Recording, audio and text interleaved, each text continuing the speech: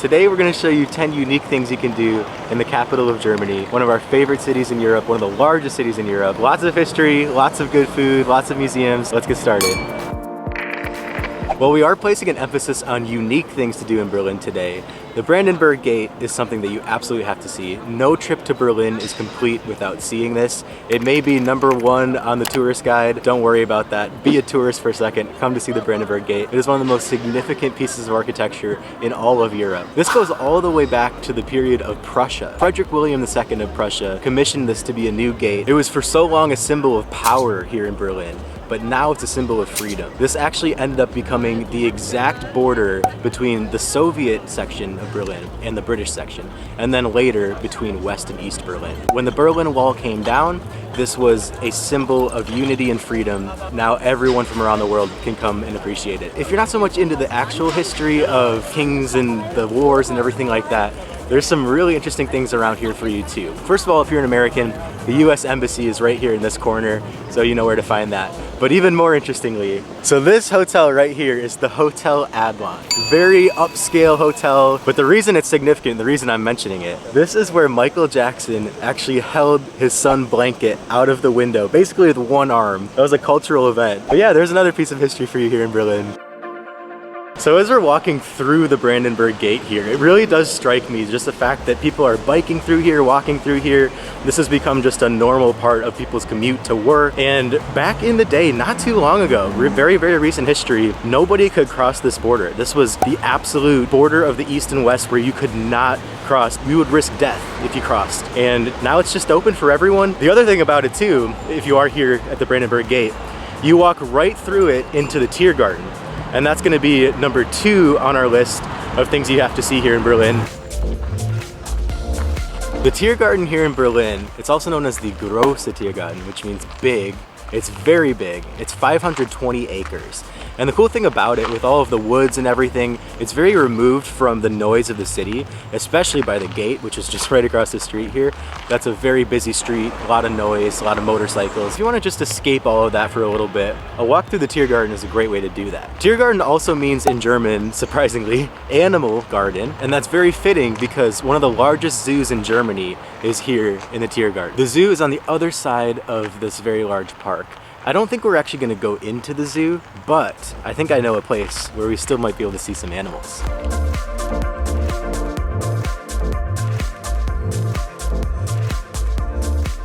The Monkey Bar is an awesome cocktail lounge that overlooks the Berlin Zoo. It's such a unique experience, enjoying a cocktail while getting a great view of the primate exhibit.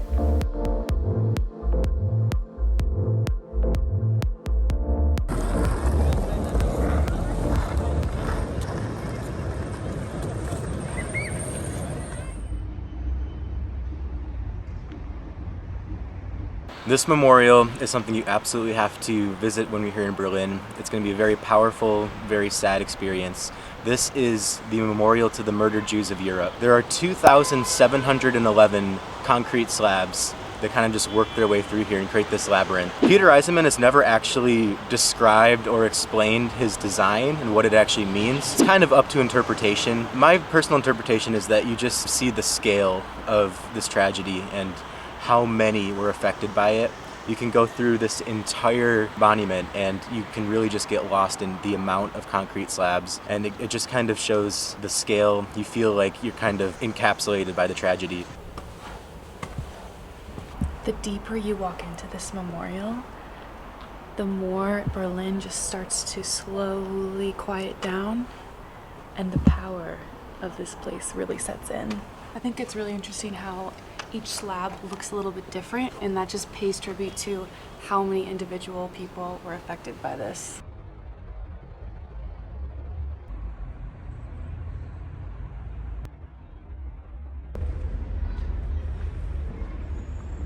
The Holocaust was an example of unspeakable evil that affected so many people, and when you're here in Berlin, which is one of the epicenters of the Nazi Party, it's just so powerful to see this monument honoring those who tragically lost their lives in such a horrible way. Berlin is a very interesting city because although there's been so much political turmoil and war, it's now this place that really tries to emphasize the importance of peace. And this monument, of course, supports that message more than any other monument in the city. It's very near the Brandenburg Gate and the Tiergarten, and I can't recommend enough that you come here. Although everyone that was affected by this horrible tragedy in the 1930s and 1940s will eventually be gone, this monument will always be here, so we never forget.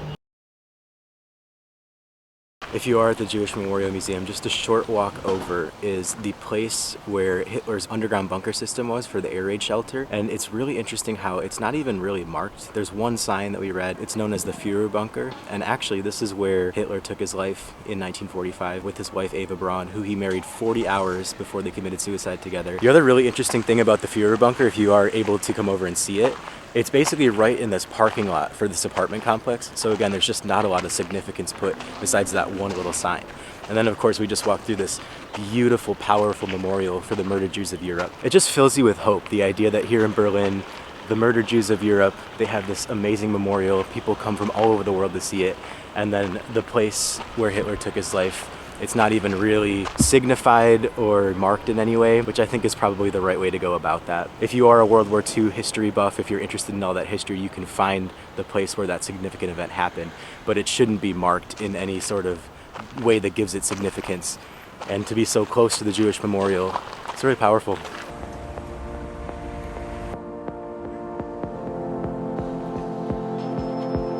The boulevard we're walking down right now is called Unter den Linden. It actually goes all the way from the Brandenburg Gate to the city palace. They call it Unter den Linden because of the linden trees that line the entire boulevard. And what's really interesting too is what we've noticed in Berlin so far, just walking around, they have these boulevards in the middle of the street where you can walk. And it kind of just disperses the foot traffic a little bit.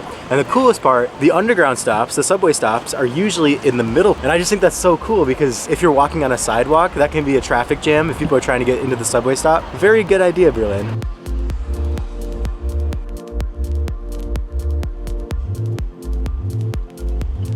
Along with all the bears you're going to see scattered throughout the city of Berlin, another signature feature is the Ampelmann. So the Ampelmann is what you're going to see on crosswalks everywhere in the city of Berlin. The most unique part about the Ampelmann is that it was actually a feature of East Berlin in East Germany. They just decided as a sign of unification to bring it throughout the entire city of Berlin, and actually in a lot of places in Germany too. It is really unique because a lot of the features of East Berlin and East Germany as a whole were kind of just forgotten about, but this is an example of something that was almost like a cult following. Everybody loved the Ampelmann. So the fact that you see it all over Berlin, it's a sign of unification and has become a part or a symbol of the city. I can't recommend a walk down Unter den Linden enough. If you're at the Brandenburg Gate, great way to get over to the Berlin Cathedral right behind me. This is a majestic cathedral that was built back in the 1800s. The organ inside has over 7,000 pipes. It also has some royal tombs down in the crypts. One of the main reasons the tourists come to the Berliner Dome is the view on top. For 9 euros, you can pay for a tour of the inside of the cathedral. If you add, I think it's 3 or 4 more euros, you can go to the top and see an amazing view of the city of Berlin.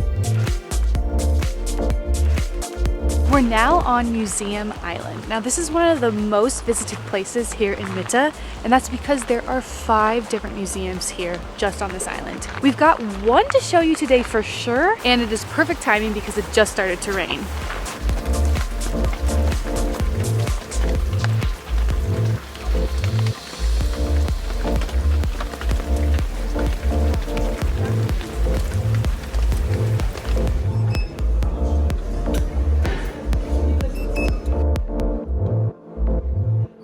One of the more unique and interactive museums Berlin has to offer is the DDR Museum. This is an immersive look into what life was like on the east side of the Berlin Wall. Life in communist East Germany was drastically different than West Germany, and this museum does a fantastic job of bringing you into that world. It's out of order, that's very fitting. These are notoriously temperamental cars.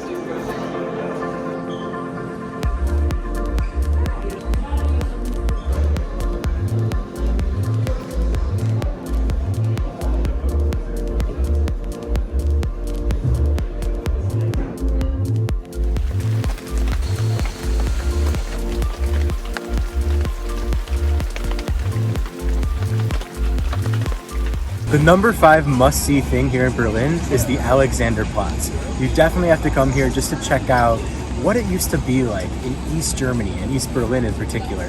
The TV tower, which towers over, no pun intended, the entire city. You can see the TV tower from everywhere. This was actually built in Eastern Germany, and it was built by the Soviets. One of the more notable landmarks here in the Alexanderplatz is this 24-hour clock. So as you can see, there's a band around it that goes 0 through 24, and each time zone is next to each other. So all that has to happen is that 0 through 24 band rotates every hour. And also, if you look closely, obviously they changed it now to include a lot of cities around the world, but they had a focus on communist cities back in the day. So you would see like Havana, Cuba. We saw Belgrade, Serbia, which in the day, of course, was a communist city. Pyongyang is on there. There's just a noticeable focus on communist cities because of the fact that this was the hub of East Berlin.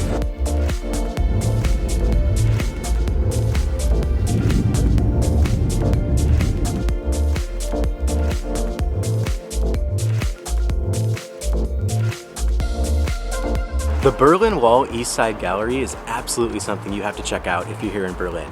Something that used to be a symbol of oppression of ideas is now an open-air gallery boasting 105 different paintings from 118 artists of 21 different countries. I mean, talk about just the process that this wall went through as far as what it symbolizes and what it represents now. It's so cool to look at all of these different paintings and see how different they are.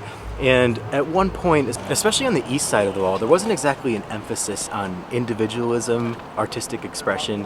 So to see what the Berlin Wall has become now is so cool. This is the longest remaining stretch of the wall that's still standing.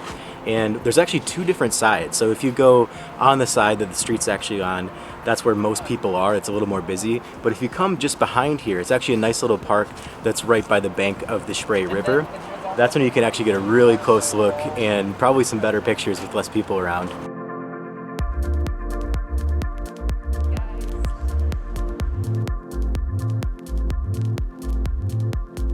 The most famous mural of the East Side Gallery is simply known as the Kiss. It depicts two East German politicians engaging in a fraternal kiss, which was an actual socialist tradition. The actual kiss occurred during the 30th anniversary of the DDR in 1979.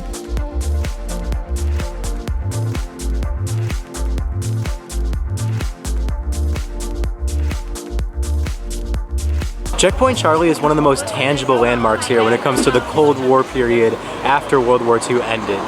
This checkpoint was between the American sector and the Soviet sector, so there was a lot of tension here. And there was actually a point in 1961 where American tanks and Soviet tanks were facing off against each other. It was probably the closest that they got to war, at least on this side. We obviously had the Cuban Missile Crisis, the Bay of Pigs, all of that going on too. But it was a very tense moment considering the ramifications of what it would have meant for that Cold War to become hot. On this side of Checkpoint Charlie, you can see the sign that says you are leaving the American sector, and there's a picture of a Soviet soldier on this side. And then, on the other side, it says you are entering the American sector, and you see an American soldier. Before the Berlin Wall was put up in 1961, there were a lot of people that crossed the border from East Berlin to West Berlin. It was still illegal, but it was a lot easier to do. Then, when the wall went up, it got a lot harder and a lot more dangerous. Checkpoint Charlie is one of those examples of this was an area where it was so heavily guarded, armed guards 24/7, and it's an excellent example of the tension in the city, which eventually became mainly between the Americans and the Soviets. The British and the French obviously involved right after World War II as well.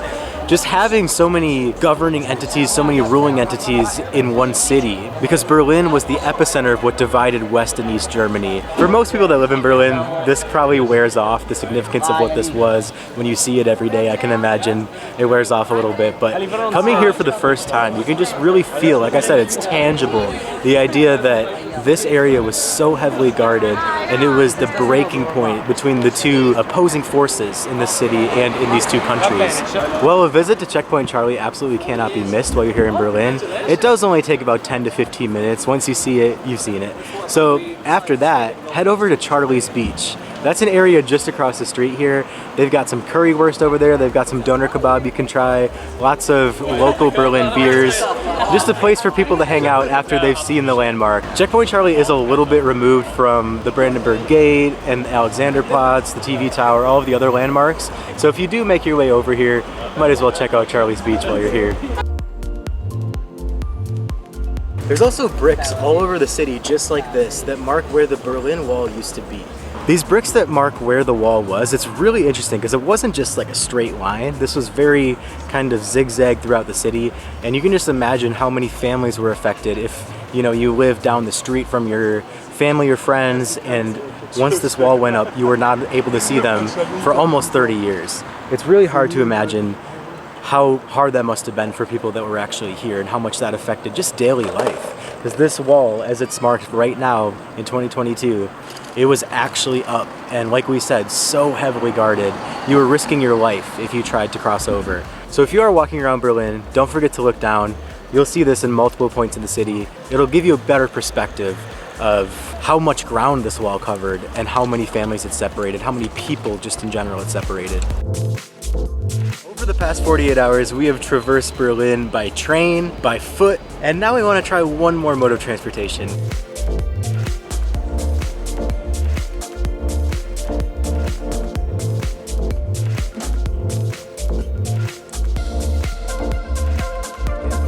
So if you come to the area around the Berlin Cathedral, you're gonna see these boats pretty much everywhere. I think there's 4 or 5 different options just around us.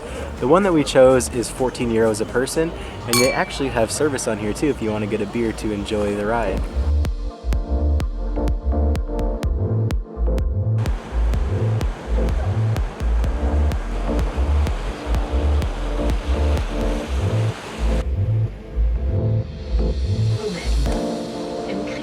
Seeing Berlin from the vantage point of the Spree River is a unique way to take in the city's architecture. Berlin may not have the elegant aesthetic of cities like Paris and London, but there is an undeniable energy and a personality to this place. Considering the turmoil that the city has endured, Berlin has a noticeable attitude of resilience. They reconstructed some buildings in the original red brick or stone. Some used for exhibitions now. There is a celebration of individualism that creates an exciting and edgy atmosphere.